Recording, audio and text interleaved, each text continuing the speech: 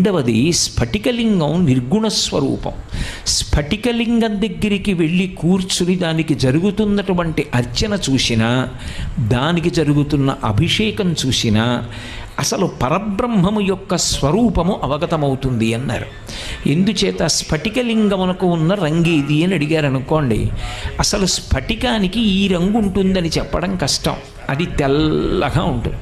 శాంతం పద్మాసనస్థం శశిధర మకుటం పంచవక్త్రం త్రినేత్రం అంటూ పరమశివుడు ఎలా ఉంటాడు అని వర్ణిస్తే స్ఫటికమణినిభం పార్వతీశం నమామి.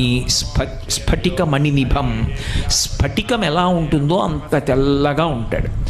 ఇప్పుడు స్ఫటికలింగం తెల్లగా ఉన్నదాని దగ్గరికి తీసుకెళ్ళి మీరు ఒక ఎర్ర పువ్వు ఇలా ఉంచారనుకోండి, స్ఫటికలింగం అంతా కూడా ఎర్రగా అవుతుంది. ఇప్పుడు ఎందుకు ఎర్రగా అయింది? దాని ముందుకు ఒక ఎర్రటి రెండవది